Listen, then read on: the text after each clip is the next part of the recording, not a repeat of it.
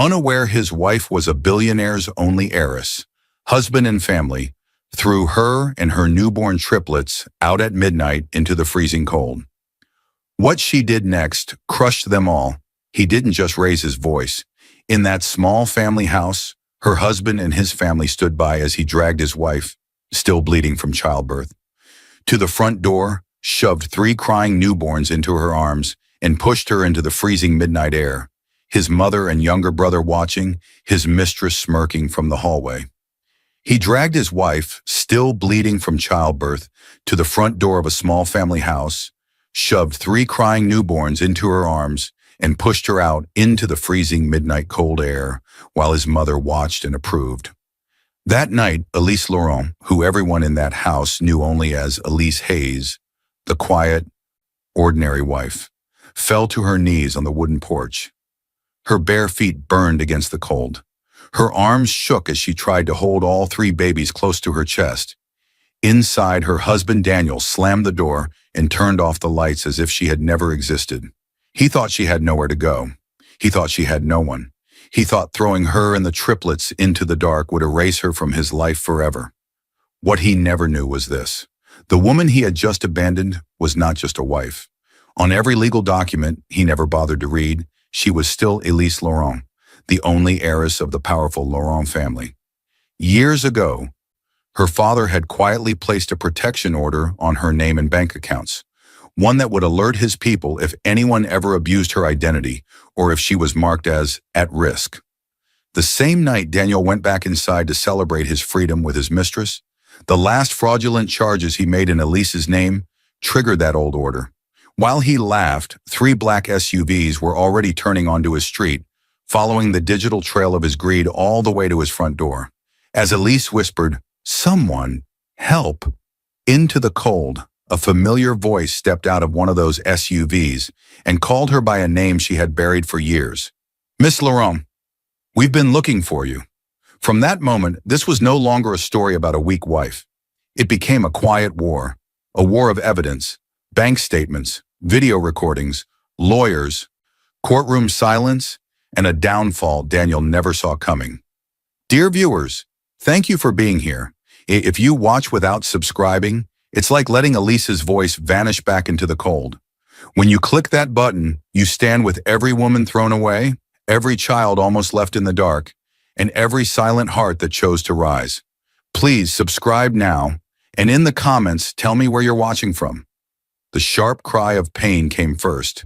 Elise Laurent, a 27-year-old woman in her 9th month of pregnancy with high-risk triplets, pressed a hand against her side as a sudden cramp tore through her belly.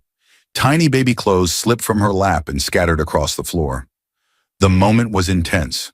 Her breathing quickened, her eyes squeezed shut, but she forced herself to hold steady. She had learned to do that. She had learned to stay quiet about her pain. This was the life she chose when she married Daniel Hayes. Her husband, her mistake, her hope, all at once. As the cramp eased, Elise slowly lowered herself onto the soft rug and reached for the onesies she had been folding. They were small, pastel colors with little stars, and she folded them with gentle care, her fingers trembling slightly. She always tried to make everything perfect for her unborn children. They were the only warmth she felt inside this cold home.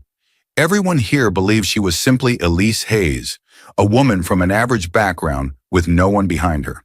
Only on paper, on the documents Daniel never bothered to read closely, did her full legal name still exist.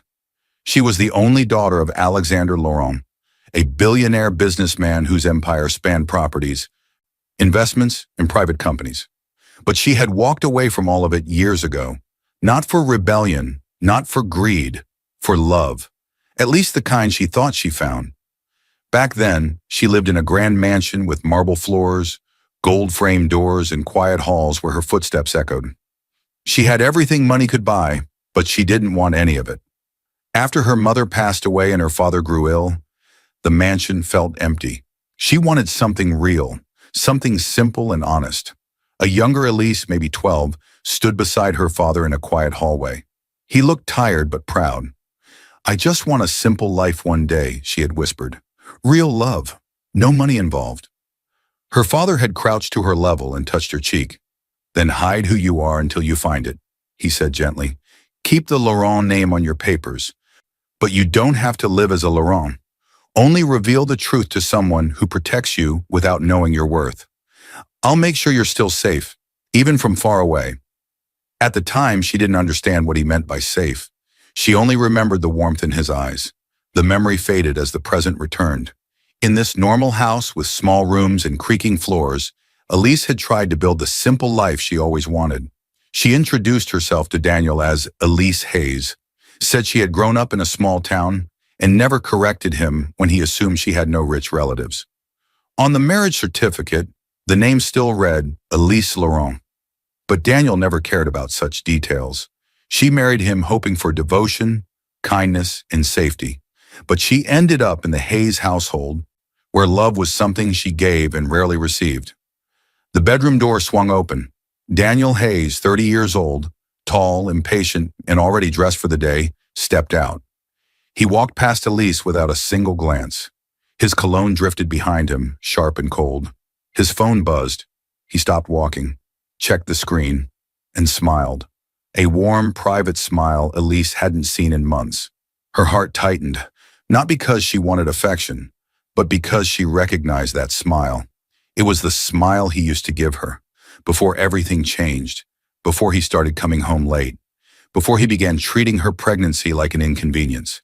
Daniel, Elise struggled to sit up. I'm having a little cramp. Can you handle it? He snapped without stopping. I'm late. He was always late for something. Meetings, errands, unexplained trips. Never late to comfort her. He shut the door behind him. Elise didn't cry. She had learned not to. But the stings settled deep. A shadow moved in the hallway. Margaret Hayes, Daniel's mother, stepped inside. She was in her late 50s, sharp-eyed, and always judging. Her arms stayed folded as if permanently offended. You're still on the floor?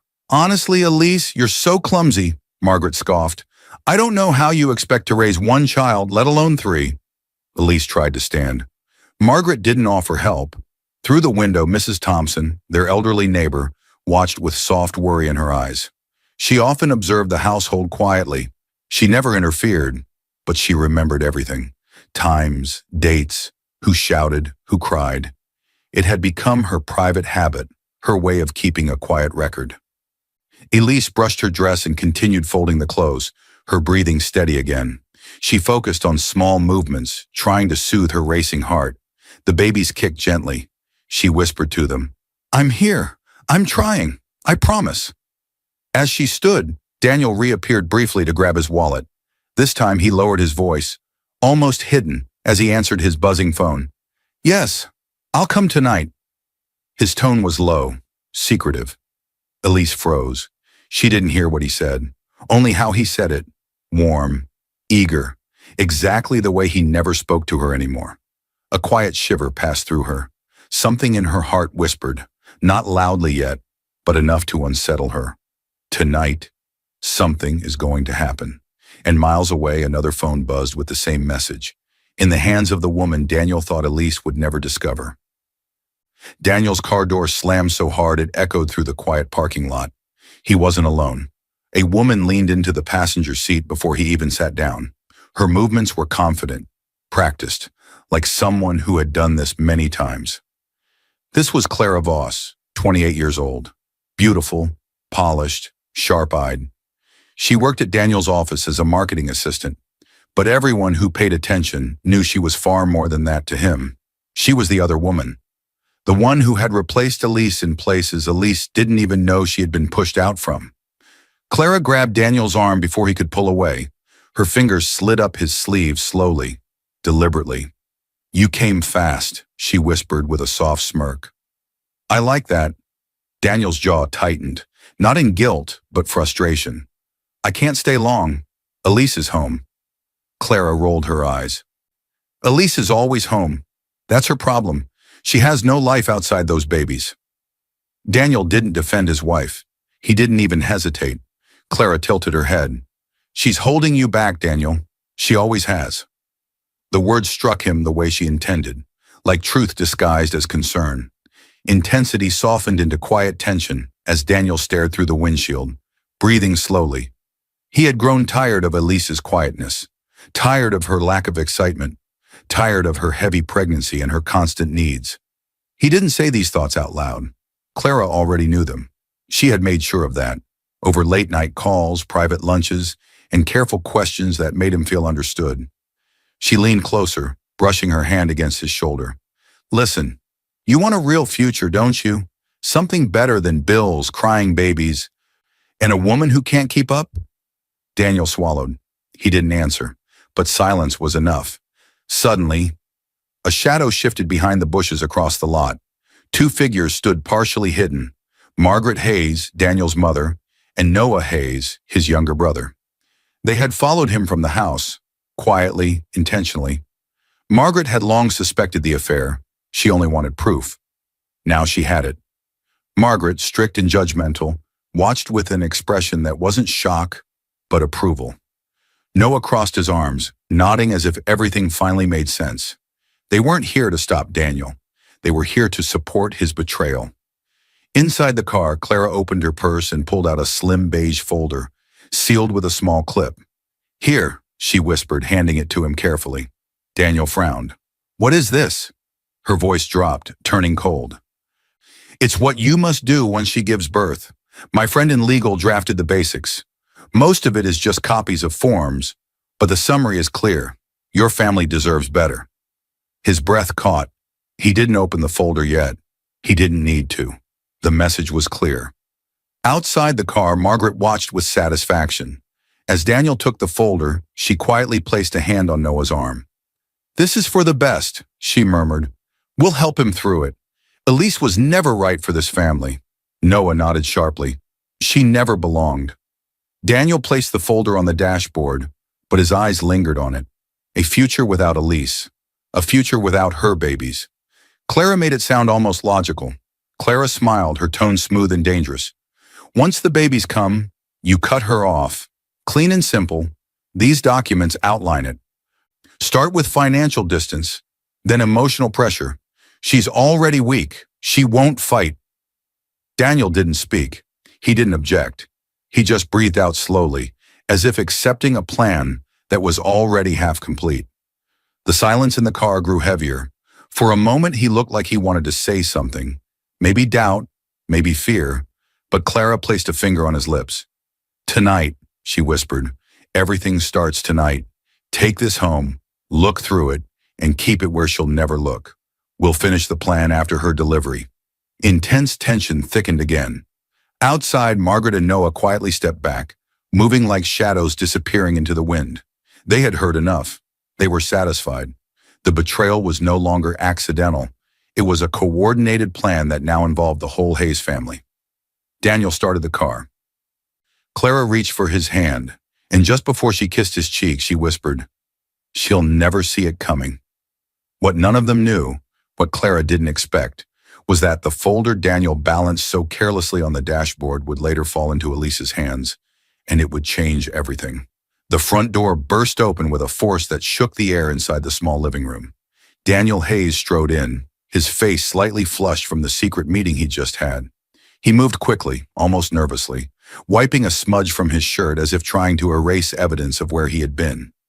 In his hand was the beige folder Clara had given him, thin, deadly, and full of truths Elise was never meant to see. He tossed it onto the dining table, careless, confident it would stay unread, and headed straight to the bathroom.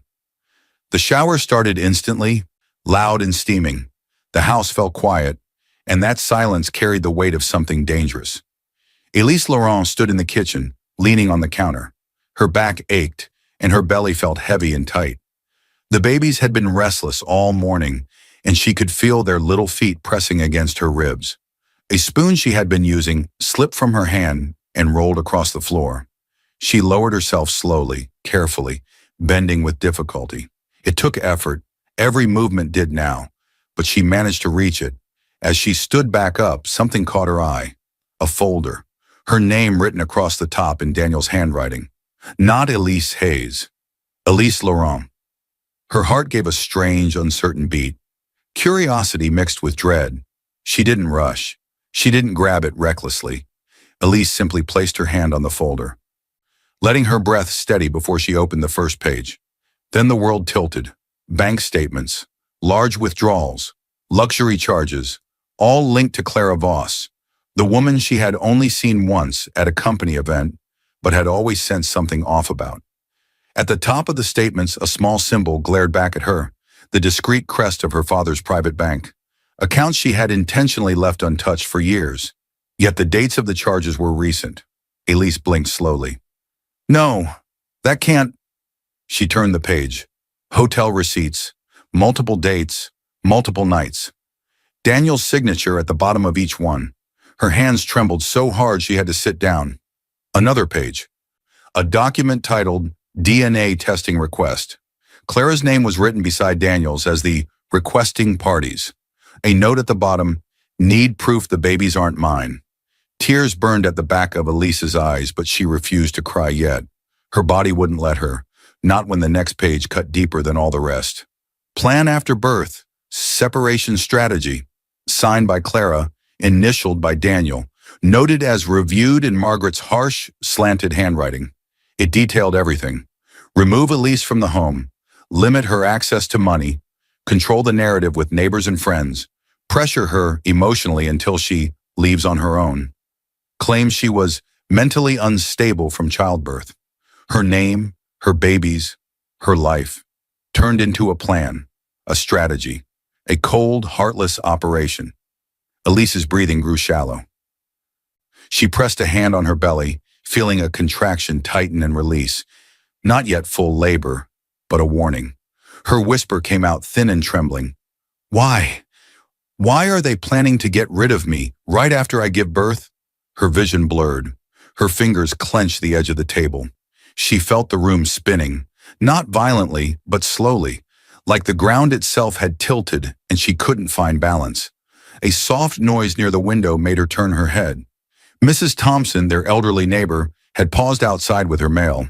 She wasn't trying to spy, but her worried eyes drifted toward the house, watching Elise through the thin curtains.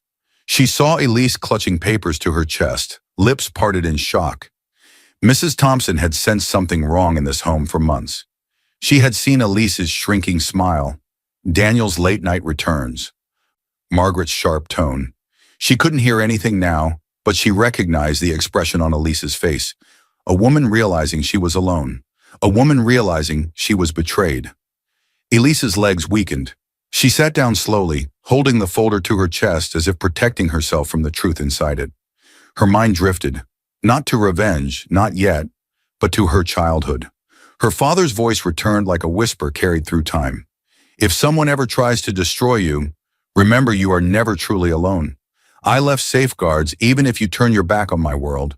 Her father had known things, had sensed the world better than she ever could, and Elise suddenly wondered, was this the moment he warned her about? Another contraction hit, stronger this time. She shut her eyes, breathing through it. The babies were coming soon, too soon. She looked again at the folder, at Daniel's initials, at Clara's handwriting, at Margaret's approval, and something inside her heart cracked. She had no anger yet, only shock, confusion, fear. But fear has a way of turning into something else, something sharper. She wiped her face and closed the folder quietly. She knew Daniel was still in the shower. He didn't know she had seen anything. Not yet. And the house, already silent, grew colder. Outside, a shadow moved across the porch. Daniel returning toward the dining room for the folder he'd forgotten he left behind. Just moments before everything would break. The scream that tore from Elise Laurent's throat was so sudden, so raw, it sliced through the entire house like a blade. Her knees buckled. Her hands shot to her belly. A powerful, unmistakable contraction ripped through her body, stronger than any she had felt before. Her breath vanished. Her vision shook. Her fingers dug into the arm of the couch as she tried to stay upright. The triplets were coming, too fast, too early, too violently. The beige folder, Daniel's cruel plan, slipped from her lap and hit the floor with a soft thud, pages spilling slightly, but Elise couldn't even look at it. Another contraction hit, pulling a desperate cry from her lips. Her voice echoed down the hallway. Daniel Hayes, her husband, rushed out, not with concern but irritation. He had just turned off the shower, intending to grab the folder and hide it in his car. "What now?" he snapped, dripping water onto the floor. Before Elise could answer, a sharp voice cut through the air. Margaret Hayes, Daniel's mother, stormed into the room. Her face was twisted into irritation instead of worry. "Oh, don't tell me you're going into labor now," Margaret hissed. "You planned this. You planned this to trap my son." Elise gasped, gripping the couch with one hand, her belly with the other. I need help. Please, call an ambulance." Margaret stepped back as if Elise were something dirty. "Doctors cost money. You can deliver here. Women did it at home all the time before you started whining," she snapped. Daniel didn't move toward his wife. He didn't call for help. He didn't even look alarmed. His eyes darted across the room, searching for the folder, and that something arrived. The front door opened. Clara Voss, Daniel's mistress, stepped inside. Slim dress, perfect makeup, a smirk playing at the corner of her lips. She no longer hid her presence.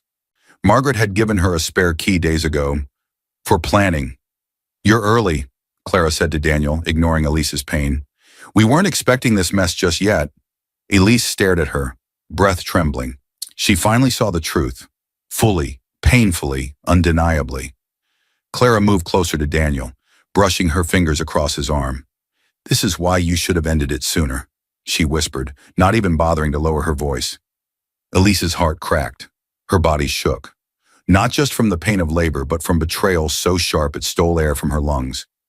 Daniel stepped toward Elise, not to comfort her, but to yell. "You need to get out. I'm done with you."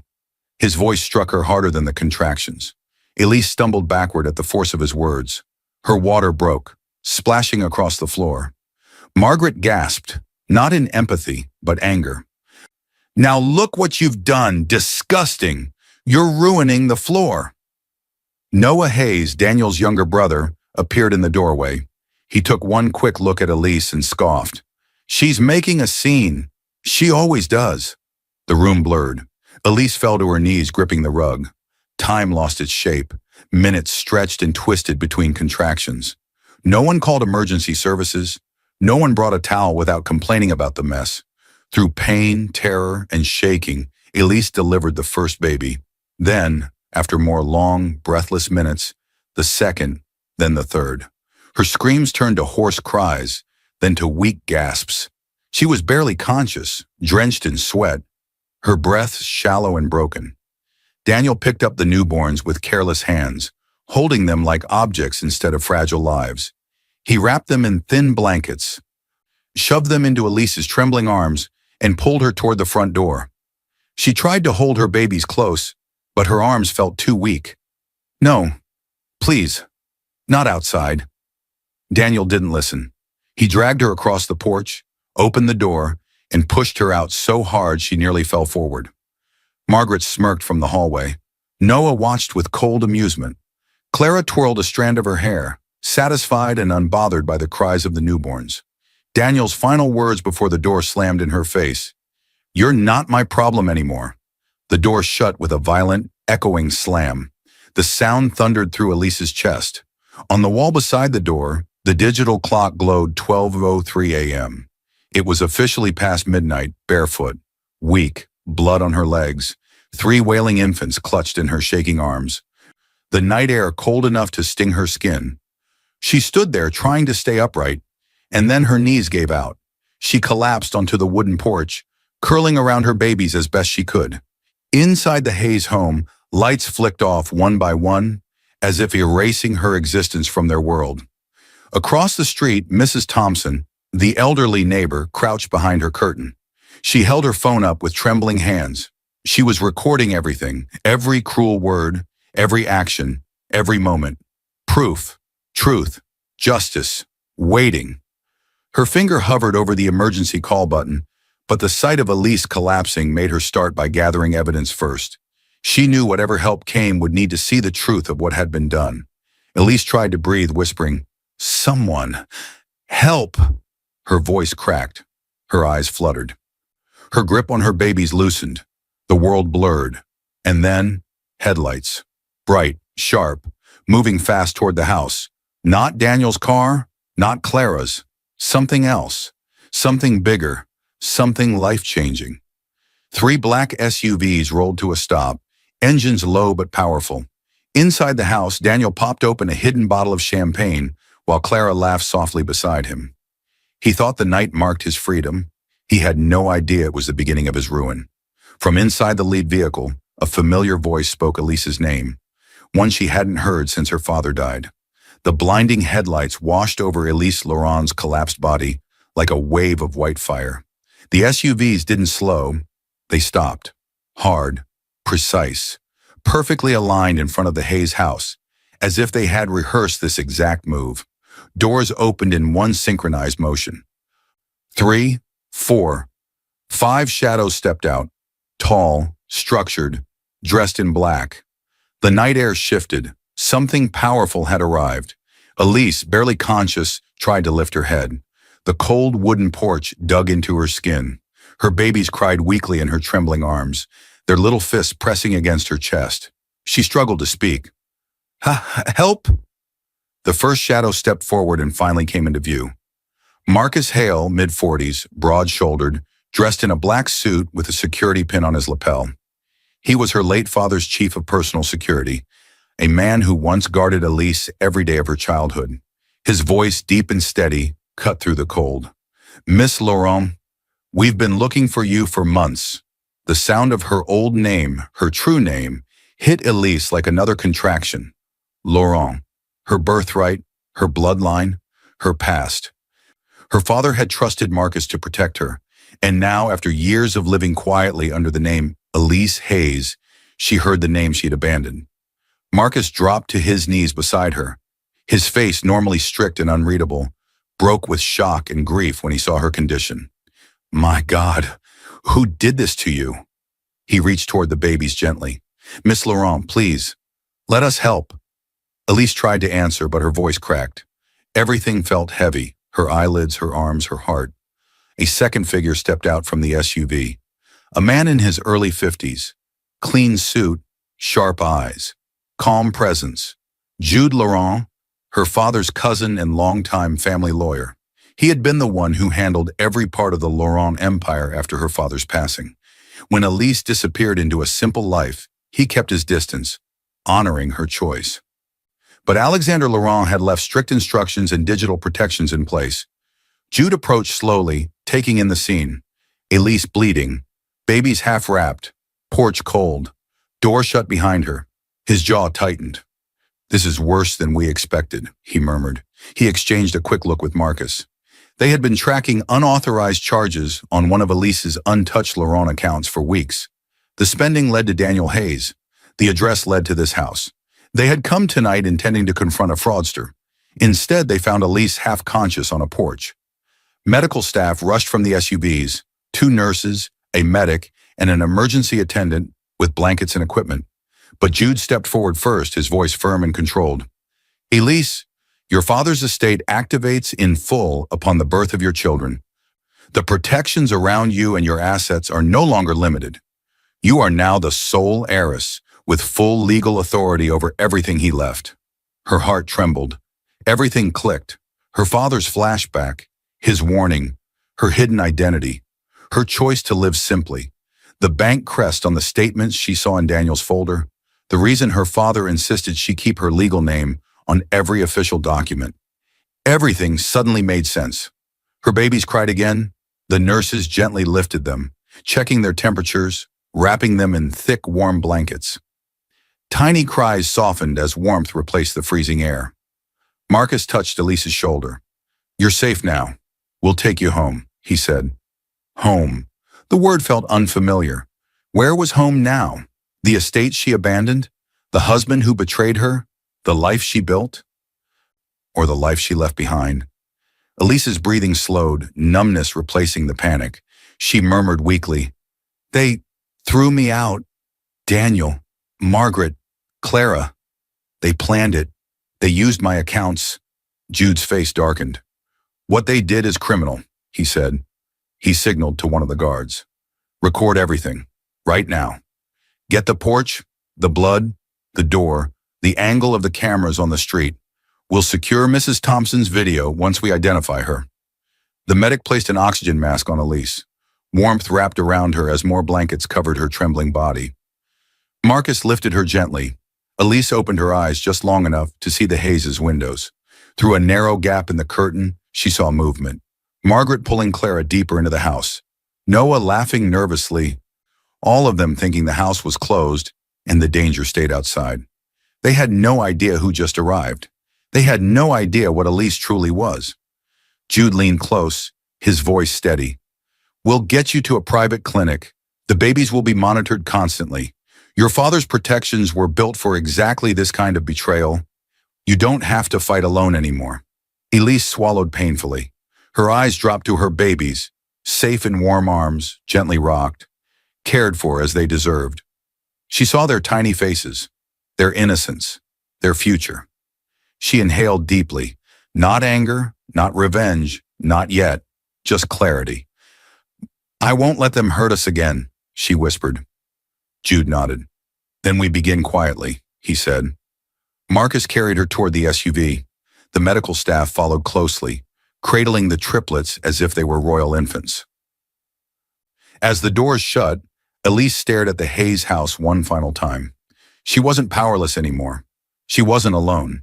She wasn't the woman they discarded. She was Elise Laurent, heiress, mother, survivor, and soon, something much stronger. Just before the SUV drove off, Elise whispered, "They won't see what's coming." Inside the SUV, an investigator turned on her tablet, revealing a file labeled Operation Evidence Collection, Hayes Household.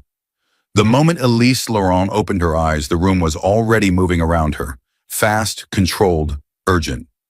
Medical machines beeped softly. Warm light replaced the harsh cold of the porch. Nurses adjusted IV lines. A medic reached for her wrist to check her pulse. Her newborn triplets lay in clear, warm incubators only a few feet away, tiny bodies rising and falling with fragile breaths. This was not a public hospital. This was a private Laurent clinic, discreet, protected, paid for long ago by a father who had planned ahead. But the true intensity came from the door. It opened with purpose. Marcus Hale, her father's former head of security, stepped inside with firm strides. Jude Laurent, the family lawyer and her father's cousin, followed right behind him, a file in his hand. Jude's voice was low but sharp. "Elise, we don't have much time." The words struck like cold lightning. Elise tried to sit up, wincing as pain shot through her abdomen. Marcus gently supported her back as she steadied herself. What happened to the babies?" she whispered, fear tightening her throat. "Safe," Marcus answered immediately. "Stable, warm. Their breathing is being monitored. You saved them by holding on as long as you did." Elise closed her eyes for a moment, relief washing over her like warm water.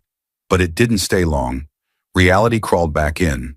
The betrayal, the freezing porch, Daniel's voice telling her she wasn't his problem anymore. Her heart tightened, but she kept breathing. She had to stay calm. For the babies. For herself. Jude moved closer to her bedside, his expression grave but gentle. "Elise," he said softly, "your father had one last request before he passed. He told us not to interfere in your life unless you were in danger. Unless you were truly..." His voice cracked slightly, surprising even him. "Alone." Elise looked away, swallowing the sting in her throat. She had chosen to live simply. She had chosen to hide who she was. But she never expected her own husband and his family to turn her into a burden and cast her aside like she was nothing. A nurse adjusted one of the incubators. The soft beeping filled the room again. It grounded her. Jude continued, "The moment the birth of your children was confirmed by the clinic, every protective order your father set in motion fully activated. Your inheritance, your security, your legal authority. Everything became yours, not just in theory, but in action." Elise stared at her babies, 3 small miracles who had no idea their birth changed everything. The door opened again, this time more quietly. A woman stepped in, mid-30s, sharp eyes, calm posture, tablet in hand. Samantha Reed, lead investigator for the Laurent estate. Marcus introduced her. "She handles intelligence and digital evidence. She's the best in the field." Samantha nodded politely and walked toward Elise's bed. "You're going to want to see this," she said. She tapped her tablet screen. A video appeared. Mrs. Thompson's shaky hands had recorded everything. Daniel shouting, Margaret's accusations, Clara's cold smirk, Elise collapsing on the porch, clutching her newborns in the freezing night. Samantha paused the video on Daniel's face as he slammed the door. Elise pressed a hand to her mouth as tears filled her eyes, not from weakness, but from shock that someone saw her. Someone cared enough to record the truth. Samantha's voice was steady. "Your neighbor sent this to us," she explained.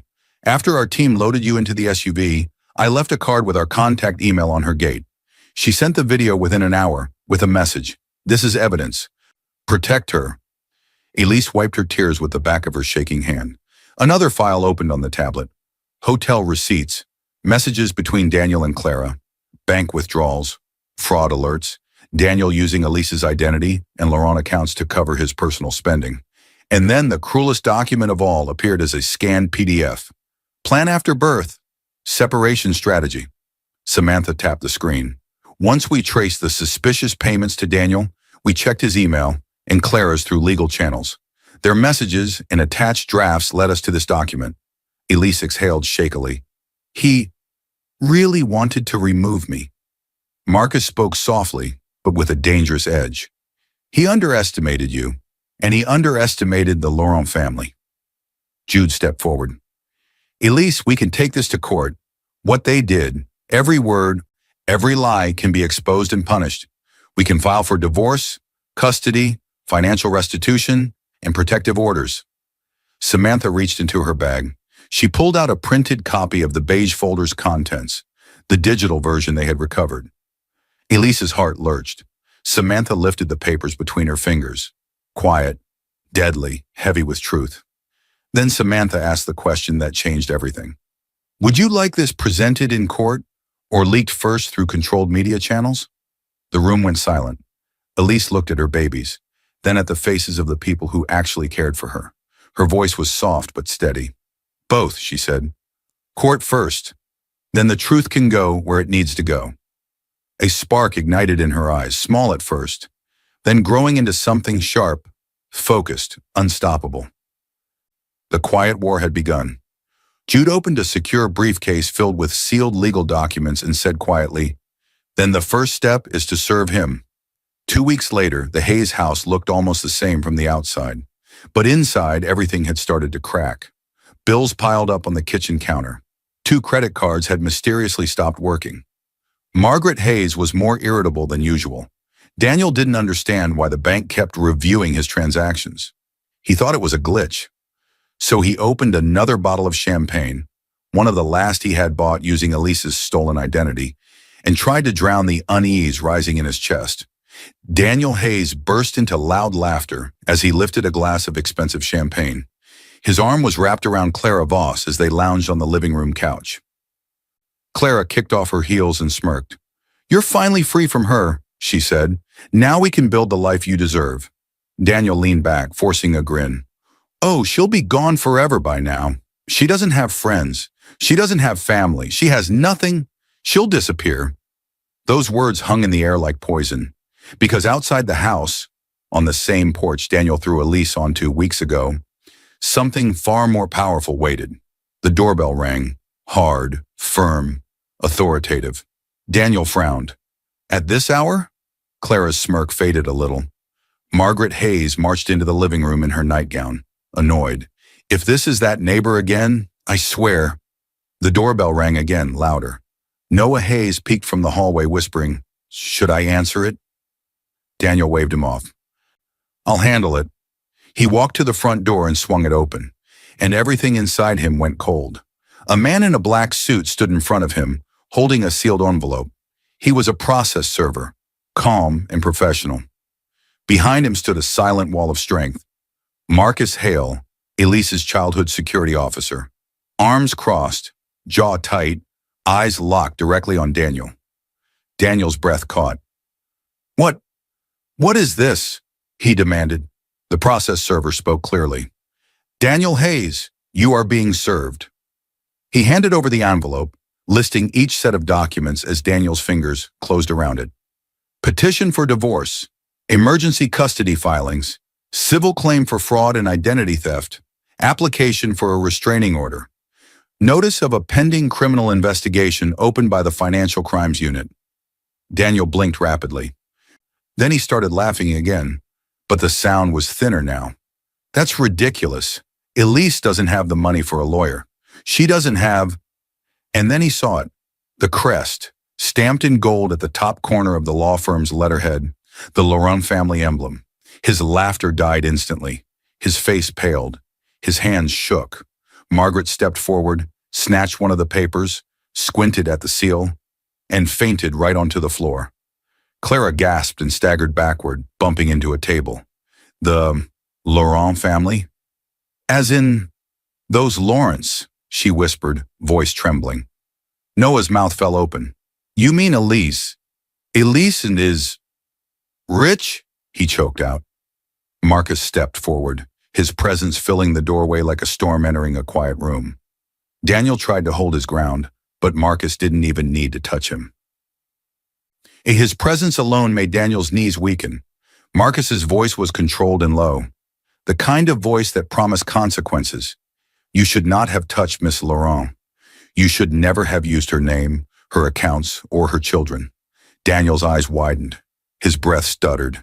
His arrogance evaporated. I didn't know who she was, he stammered. Marcus didn't blink. Yet you knew what you did, he replied. Clara took another step back, putting distance between herself and Daniel. Her voice broke. Daniel, I didn't sign up for this. I didn't know she had a family like that. You said she was alone. Daniel turned on her. Don't you leave me. You planned this with me. Clara backed up until she hit the wall. I have my own life to protect. I can't be part of this. You can take the fall alone. Her eyes darted toward the security SUV idling behind Marcus. She realized something. Elise had power now, real power, and Daniel had just made an enemy he could never defeat. Daniel sank onto a chair, gripping his head. This can't be happening. Marcus leaned closer, eyes sharp. This is only the beginning, he said. Daniel shook his head violently. No, I can fix this. She'll talk to me. Elise trusts me. Marcus stepped aside, revealing the final document in the stack Daniel was still clutching. A court summons. Daniel saw the date. He saw the list of orders Elise requested. He saw the note about financial discovery and fraud evidence. His future collapsed in his mind. He let out a desperate, broken breath. As Marcus turned to leave, he said one last thing over his shoulder. See you in court. Mr. Hayes, bring a good lawyer. You're going to need one. The courtroom exploded with noise the second Elise Laurent entered. Not applause, not support, shock. Reporters rushed forward, cameras flashing like lightning. Gasps rippled across the rows. People whispered her name as if it were a myth suddenly walking among them. Elise Laurent, the heiress. That's the woman Daniel threw out? She had triplets, and he left her on the porch? Security cleared a path. Marcus Hale walked ahead, clearing space with a single step of his heavy presence. Jude Laurent followed close behind Elise, carrying folders stacked with evidence. Samantha Reed, the investigator, kept an eye on every doorway, tablet in hand. Elise walked slowly, carefully, still healing from childbirth, but calm. Her face was pale, but her eyes carried quiet strength. The courtroom bench creaked softly as she sat, hands gently folded. Across the room, Daniel Hayes was already standing at the respondent's table. He looked wrecked, hair messy, shirt wrinkled, eyes bloodshot, hands shaking. His lawyer, Attorney Collins, kept whispering instructions, but Daniel didn't seem to hear a word. He stared only at Elise, desperate, terrified, confused. Clara Voss sat a few chairs behind him, sunglasses on even indoors, trying to hide her fear. Margaret Hayes gripped Noah's arm so tightly her knuckles turned white. The clerk called out the case details. Judge Avery entered, stern, experienced, and not easily impressed. Order in the court! Silence crashed into the room. Judge Avery looked down at the docket. This is the matter of Elise Laurent versus Daniel Hayes, he said. Emergency hearing for temporary custody, protective orders, and financial injunction. He paused, eyes scanning the stack of documents already before him. Given the evidence submitted, this hearing will move quickly. Daniel swallowed hard. The judge turned to Elise. Mrs. Laurent, do you wish to speak? He asked. A heavy moment stretched. Reporters leaned forward. The courtroom held its breath. Elise raised her eyes, then, slowly, she shook her head. No, Your Honor, she replied quietly. I prefer my lawyer speak for me. Her voice was soft, steady, stronger than shouting. Judge Avery nodded. Proceed, Mr. Laurent. Jude stepped forward, adjusting his glasses. His voice carried like controlled fire. Your Honor, this case is simple. We are presenting documented proof of abandonment, cruelty, fraud, identity theft, and reckless endangerment of newborn children. He handed a flash drive to the court clerk. Evidence, Exhibit A. The screens in the courtroom lit up, and the video began. Mrs. Thompson's recording, Daniel yelling, Margaret cursing, Clara smirking, Elise collapsing on the porch, clutching her newborns in the freezing night, the door slamming closed in her face. The room erupted in horrified gasps. Clara covered her mouth. Margaret's knees buckled slightly. Noah whispered, We're finished. Daniel's face crumpled. He whispered, No, please. But the video kept playing. Jude lifted another document. Exhibit B, messages from Ms. Clara Voss encouraging Mr. Hayes to force Elise out after childbirth. Screens displayed Clara's text. She's weak. Push her out. Your family deserves better. End it the moment she gives birth. Clara tried to stand and flee, but Marcus stepped into her path at the end of the row, blocking her escape with nothing more than his presence. The judge slammed the gavel. Sit down. Clara sank into her seat, shaking. Jude continued. Exhibit C, fraud receipts. Daniel Hayes used Elise Laurent's identity and her private accounts to fund his personal lifestyle. He held up bank statements, hotel stays, luxury purchases, withdrawals. Daniel covered his face with both hands, shoulders shaking. And Exhibit D, DNA test requests, Jude said. He held up the document. A request submitted by Ms. Voss, signed by Mr. Hayes, claiming Elise's children may not be his. Filed while she was still pregnant with high-risk triplets. The crowd gasped again. And finally, Exhibit E. Jude lifted the printed copy of the separation plan. The separation strategy document, written by the defendants and their collaborator, detailing their plan to remove Elise from her home once she delivered premature triplets. Judge Avery's face darkened. This is monstrous, he said. He turned to Mrs. Thompson, seated in the witness box. Ma'am, is this your recording? Mrs. Thompson nodded. I took it because someone needed to protect her, she said. Her voice trembled, but her courage held. Silence filled the room again. Judge Avery faced Daniel. Mr. Hayes, do you have anything to say before I rule on these emergency orders? Daniel rose unsteadily, tears spilling down his face. Elise, please, say something. Please look at me, please. Elise didn't move. She didn't blink. She didn't speak. Her silence was louder than any words. Judge Avery lifted the gavel. This court grants the following temporary emergency orders, he declared. Full legal and physical custody of the children to Elise Laurent. Immediate freeze of all joint accounts pending full financial investigation. A no-contact order prohibiting Daniel Hayes from approaching Elise or the children, and a formal referral of the fraud and endangerment evidence to the district attorney's office. The gavel struck like thunder. Daniel fell into his chair, sobbing. Marcus leaned close to Jude and whispered, Prepare the cars. The press will want a reaction, and Daniel won't be the only one falling today. Daniel Hayes burst out of the courthouse doors like a man escaping a burning building. Panic pushed every step, his breath coming in sharp bursts. Cameras flashed instantly, sharp, blinding, merciless.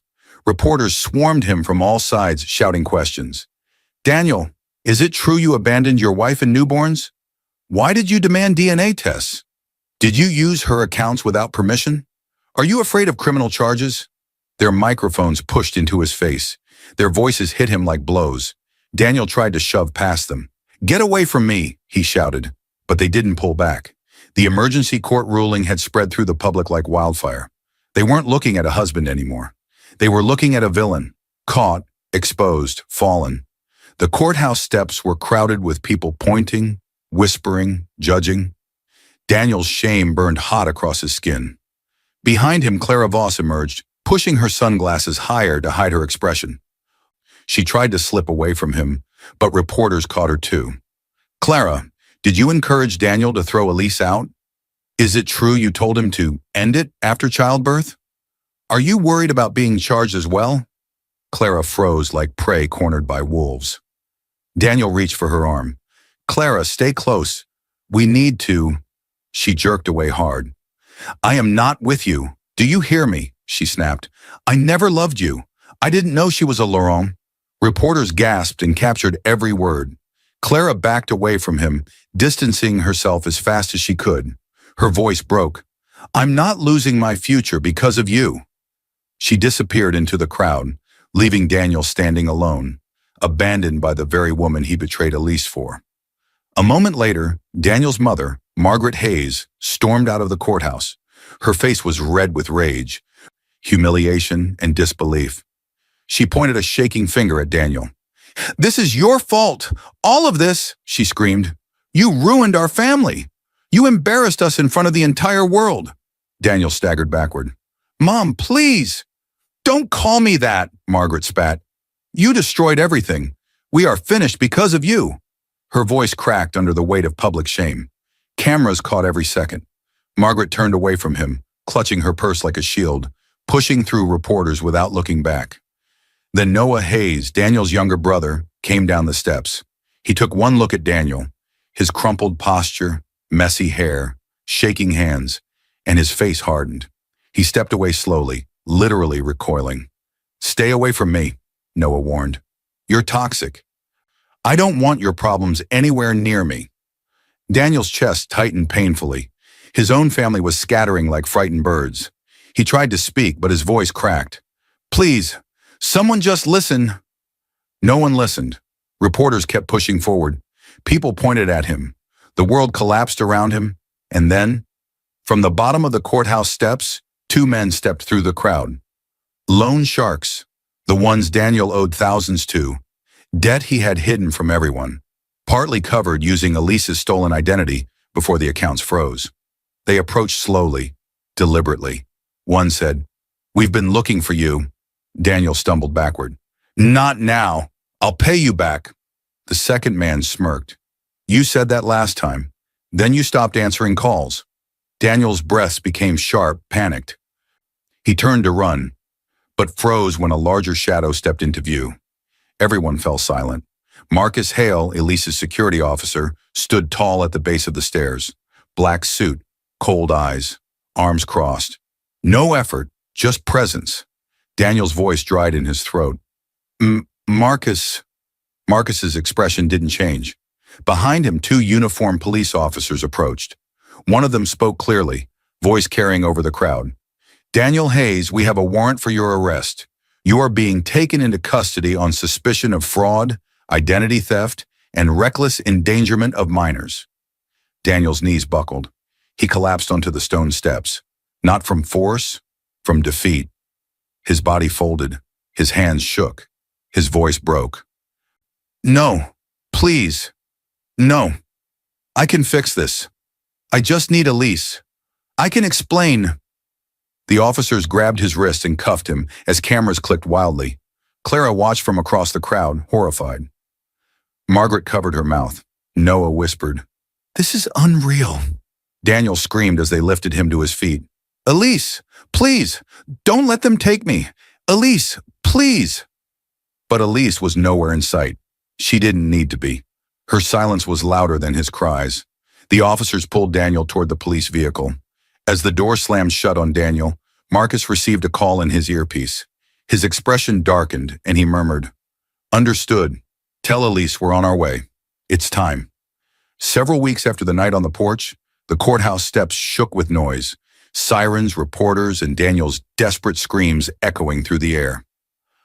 Officers tried to hold him still by the police vehicle, but Daniel Hayes kept thrashing, pulling against the cuffs, begging, shouting, losing every last piece of pride he once had. Please, I need to see her, he cried, voice cracking. Elise! Elise, please, just look at me. His knees hit the concrete. He wasn't standing anymore. He was kneeling, broken, defeated, exposed to the world. Flashes from cameras lit up the scene like lightning. Then, a black SUV rolled to a stop at the bottom of the courthouse steps. Silence fell instantly. Reporters lowered their microphones. Officers paused. Even Daniel froze, breaths sharp and uneven. The back door of the SUV opened, and Elise Laurent stepped out. She held one of her triplet sons in her arms, wrapped in a soft white blanket. Two nurses followed behind her, each holding one of the other babies. Their tiny faces peeked out, peaceful and warm. After weeks in the protected clinic, this was their first brief trip outside, carefully approved, heavily supervised, and fully guarded. Marcus Hale, her security officer, stood close beside her, protective, steady. Jude Laurent walked behind her, carrying documents and shielding her from any sudden rush of reporters. Elise was calm, too calm, a calm that came from strength, not silence, a calm Daniel had never seen in her before. She walked up the steps slowly, each step steady and sure. The wind caught her hair and the sunlight touched her face. Daniel looked up at her, red-eyed, shaking, covered in sweat and humiliation. Elise, he whispered, voice breathless. Please, please talk to me. She didn't speak. She didn't rush. She simply looked at him with a quiet, unreadable expression. Daniel sobbed harder. I'm sorry, I didn't know. I didn't know who you were. I didn't mean... Jude stepped forward, cutting him off with a cold stare. You didn't need to know her family, Jude said. You needed to know her heart. But you didn't care about that either. The words hit Daniel like a blow. Reporters captured every expression, every tremble, every tear. Daniel tried again. Elise, please, say something. Forgive me. I don't want to lose you. Elise shifted the baby gently in her arms. Her eyes softened for only a split second. Not for Daniel, but for her child. Then she looked at her former husband, a man who threw her and their newborns into the freezing night, a man who planned her removal before she ever gave birth, a man who used her name, her accounts, her trust. A man now kneeling in front of her, begging for mercy he had never shown. The world leaned in, waiting for her to speak. Elise inhaled, slow, steady, and finally broke her silence. Her voice was gentle, low, calm. You threw me into the cold, she said softly, but I found the warmth myself. Daniel's face collapsed. His mouth fell open in disbelief. She turned away before he could respond. No, Elise, please, don't go. Don't take my children. Please. He tried to lunge forward, but the officers pulled him back sharply. He screamed, voice breaking, echoing across the courthouse steps. Elise, I'm begging you. Please, please don't leave me. She never looked back. Not once. She walked down the steps with grace, her triplets safe in the arms of the nurses beside her. Marcus opened the SUV door. Jude guided her gently. Daniel's screams faded behind her. Reporters whispered in awe. The world watched a woman who had been thrown away walk away with everything that truly mattered. Elise settled into the seat, holding her baby close. The three infants, exhausted from the chaos, slept peacefully. Soft breaths, tiny fingers curled, faces relaxed. Her new life had already begun. The SUV door closed. The noise outside disappeared. The engine started. As the car pulled away from the courthouse, Elise looked out the window just once. Not to see Daniel, but to see the sky. For the first time in a long time, she felt free. Jude glanced at her from the front seat and said quietly, There's still the matter of the Hayes assets, the public statement, and how you want your story told. Are you ready for what comes next? Elise touched her baby's foreheads gently. Yes, she whispered. I'm ready. And the SUV drove toward her future. I hope you enjoyed watching this story as much as I enjoyed creating it for you. Don't forget to like, share, and comment on the lessons you learn. Tell me where you're watching from in the comments below. See you in my next video.